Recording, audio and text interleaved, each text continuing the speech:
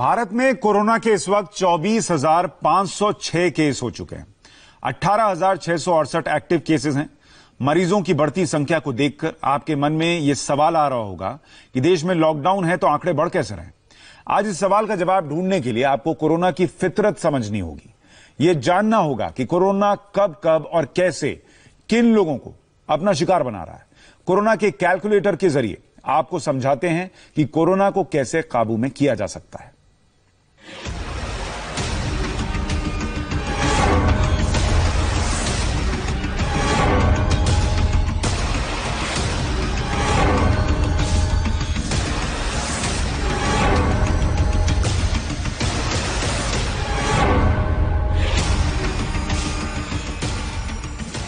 ये वो सवाल हैं जिनके जवाब जाने बिना कोरोना को काबू में करने की बात थोड़ी अधूरी है। इन्हीं सवालों के आधार पर ही सरकार कोरोना को रोकने के उपाय खोज रही है। डॉक्टर इलाज करने की तकनीक बदल रहे हैं। सिस्टम ये देख रहा है कि 3 मई को लॉकडाउन खोला जाए या नहीं। लोग घरों से बाहर निकलेंगे, दुकानें बाजार खोले जाएंगे या नहीं। और सबसे अहम बात, कोरोना कब जाएगा, कोरोना की दवा कब बनेगी, वायरस को मारने वाला टीका कब तक आएगा। इन्हीं सवालों की मदद से वैज्ञानिक वैक्सीन की खोज करने में जुटे हैं। यानी 3 मई को क्या परिणाम आएगा, इसके लिए अप्रैल महीने की नतीजों को कसौटी के तराजू पर तौलना होगा, क्योंकि यही वो महीना है जिसमें कोरोना का मीटर एकदम से बढ़ा है।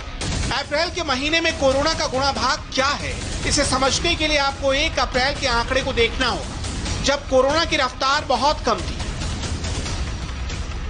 लेकिन पिछले 24 दिनों में देश में ऐसा क्या हुआ कि कोरोना से मौत का आंकड़ा 12 गुना ज्यादा हो गया। अप्रैल महीने की शुरुआत में कोरोना से देश में मरने वालों की संख्या 58 थी, जो बढ़कर 718 हो गई। यानी पिछले 24 दिनों में कोरोना और घातक हो चुका है। इतना ही नहीं, 1 अप्रैल को मरीजों की संख्या 1792 थी, वो बढ़कर 17,610 हो गई। यानी सिर्फ 24 दिनों में 10 गुना ज्यादा की बढ़ोतरी। 8.6 लगभग 9 दिन के ऊपर डबलिंग कर रहे हैं। और मैं बताना चाहूँगा कि अगर हम 3 दिन की अब एवरेज लें तो हम बड़ी खुशी से हम आपको बताना चाहेंगे कि ये डबलिंग अब जो है 10 दिन पे हो रही है। आप ये लेके चलिए कि अब ये डबलिंग जो है वो 10 दिन से हो रही है। और आप देख सकते हैं कि कहाँ वो 5 दिन में हो रही थी और 10 दिन में हो रही है। ये बहुत बड़ी अचीवमेंट है और अभी इसके आगे और भी फायदे होने वाले हैं। यानी कोरोना के मरीजों की संख्या और मौत का आंकड़ा लगभग एक ही स्पीड से बढ़ा। लेकिन इस दौरान देश के 3 राज्यों में कोरोना ने ऐसी रफ्तार पकड़ी कि सारे रिकॉर्ड टूट गए। देश में कोरोना से हुई 64% मौतें सिर्फ 3 राज्य महाराष्ट्र, गुजरात और मध्य प्रदेश में हुई। देश के बड़े राज्य होने के अलावा इसका दूसरा पहलू यह भी है कि लॉकडाउन से पहले तक संक्रमित लोगों ने देश के काफी लोगों के संपर्क में आकर वायरस का संक्रमण और बाद में मल्टीपल चेन के जरिए एक बड़ी आबादी तक पहुंचा दिया। ये तो आपने कोरोना के बढ़ते हुए गुणा भाग को देखा, जो अचानक काबू से बाहर निकलता चला गया। लेकिन अब इसके शिकार हुए लोगों के बारे में विस्तार से समझने की जरूरत है। देश भर में कोरोना से हुई मौत की गहराई में जाएं तो यह नतीजा सामने आता है कि दूसरे देशों की तुलना में भारत में कोरोना से मरने वाले लोग युवा वर्ग के। अप्रैल महीने की शुरुआत में कोरोना ने सबसे ज्यादा युवाओं को अपने टारगेट पर लिया। भारत में सबसे ज्यादा मौतें 20 से 49 साल के लोगों की हुई। यह कुल मौत का करीब 60% था, जबकि 50 वर्ष से ज्यादा उम्र के लोगों में मौत का आंकड़ा करीब 32% रहा। इसके अलावा 20 साल से कम उम्र के 8% युवा और बच्चों की मौत कोरोना से हुई। हालांकि कोरोना के मरीजों की संख्या और शहरों का आकलन करें तो उम्र के हिसाब से मौत के आंकड़ों में कई उतार चढ़ाव देखे गए।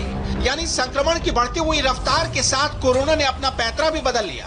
अब बारी युवाओं की जगह बुजुर्गों की थी। 18 अप्रैल तक देश भर में हुई कुल 521 मौत में बुजुर्गों की संख्या अचानक बढ़ गई। करीब 75% यानी 390 मौत उन बुजुर्गों की हुई जिनकी उम्र 60 साल से ज्यादा थी। इसमें 60 साल से कम उम्र के लोगों की बात की जाए तो मौत का यह आंकड़ा 182 यानी 35% पर पहुंचता है। इसमें हमारी जो सारी सोच, अचीवमेंट, एक्शन, मेहनत सारी एक तरह से मैं कहूँगा छुपी हुई है। अगर हम मार्च 21 पे वापस जाते हैं, बिल्कुल बॉटम पे जाइए, तो हम उस पॉइंट पे थे कि हमारी डबलिंग 3 दिन में केसेस की होनी शुरू हो गई थी। तब हमारे 300 केस थे लगभग, और 3 दिन 3.2, 3.3 लगभग उस रेट पे हम चले हुए थे। और बहुत इंपॉर्टेंट चीजें हुई उसके बाद में, और माहौल बदल गया। यानी देश काल परिस्थिति के हिसाब से ये वायरस अपनी क्षमता बदल रहा है। अगर मुंबई की बात की जाए तो यहां कोरोना से मरने वालों में बुजुर्गों की संख्या सबसे ज्यादा है। मुंबई में 150 मौतों में से 95 मौतें उन लोगों की हुई जिनकी उम्र 51 से 70 साल के बीच थी। यानी कुल मौत का 63%। अगर बात सिर्फ 61 से 70 साल की उम्र के लोगों की करें तो इसमें 50 बुजुर्गों की मौत शामिल है। मुंबई में कोरोना के मरीजों की बात की जाए तो 20 साल तक की उम्र के 282 बच्चे और युवा इसके शिकार हो चुके हैं। मुंबई का जी साउथ वार्ड कोरोना के लिए सबसे ज्यादा पीड़ित इलाकों में से एक माना गया है। जी साउथ वार्ड में ही मुंबई का वर्ली कोलीवाड़ा इलाका आता है, प्रभा देवी, महालक्ष्मी जैसे इलाके आते हैं।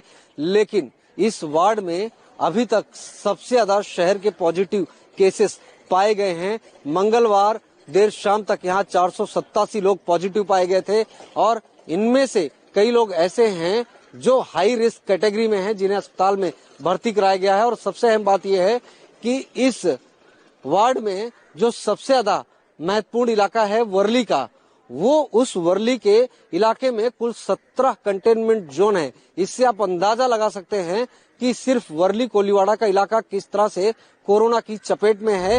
इसके अलावा पुरुषों और महिलाओं के आधार पर कोरोना के मरीजों का विश्लेषण किया जाए तो इसमें पुरुषों की संख्या महिलाओं की तुलना में ज्यादा है। एक आंकड़े के मुताबिक देश में कुल मरीजों में पुरुष मरीजों की संख्या 73%, जबकि महिलाओं में इसकी संख्या 23% है। इस आंकड़े को अगर उम्र के हिसाब से बांटा जाए तो इसमें 19 साल की आयु के मरीजों में 55% पुरुष और 45% महिलाएं हैं। यानी छोटी उम्र के बच्चों में भी कोरोना के मामले तेजी से बढ़ रहे हैं। 20 साल से 39 साल की उम्र के लोगों में 75% पुरुष और 20% महिलाएं। यानी युवा वर्ग में भी कोरोना ने पुरुषों को अपना शिकार बनाया है।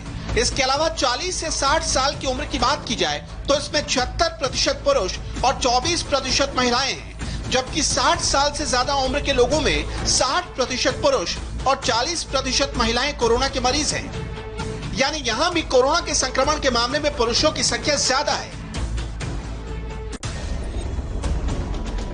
अब तक ये बात आपको समझ में आ गई होगी कि कोरोना किसी भी उम्र के लोगों को नहीं छोड़ रहा है, लेकिन बच वही रहे हैं जिनका इम्यून सिस्टम अच्छा है। ऐसे में ये सवाल आता है कि संक्रमण से मौत का ये चक्र कैसे पूरा होता है, क्योंकि मरीज की क्षमता के हिसाब से कोरोना वायरस संक्रमण से मौत तक पहुंचने में कुछ वक्त लेता है। यानी जब तक कोरोना की पहचान होती है तब तक वो बहुत से मरीजों को मौत के मुंह में ले जाता है। आमतौर पर कोरोना के मरीजों में मौत के खतरे की शुरुआत फेफड़ों के संक्रमण से होती है, जिसमें सांस लेने की ताकत खत्म हो जाती है, जिससे मरीज की मौत हो जाती है।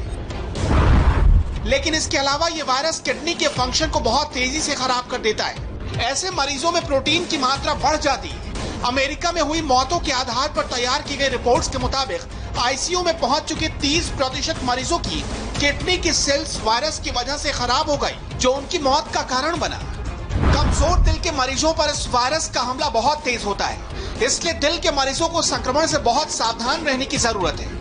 ये वायरस हृदय तक पहुंचने वाली धमनियों को कमजोर बना देता है, जिससे हार्ट अटैक का खतरा पैदा होता है। चीन में मारे गए लोगों की रिपोर्ट के मुताबिक आईसीयू में भर्ती 40% मरीजों की दिल की नसें कमजोर हो गई, जिसकी वजह से 20% लोगों की हार्ट अटैक से मौत हो गई।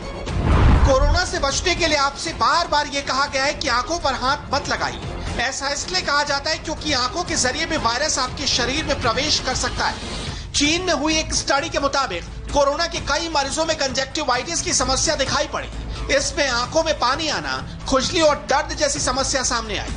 अब सवाल है कि वायरस को पकड़ा कैसे जाए, क्योंकि बहुत लोगों में इसके लक्षण सामने नहीं आते। आरटीपीसीआर टेस्ट ज्यादातर इंसान सिम्टोमेटिक हुआ उस टाइम पे पॉजिटिव आती है। इंसान को सिम्टोमेटिक होने के लिए भी वक्त लगता है, ठीक है। इसका मायना क्या है, मैंने उसको जब मैं वो एसिम्टोमेटिक रहेगा उस टाइम पे ये टेस्ट का पॉजिटिव आने का चांस उतना ही कम होते जाएगा जितना वो इन्फेक्शन के कितना नजदीक है उसके ऊपर वो रहेगा।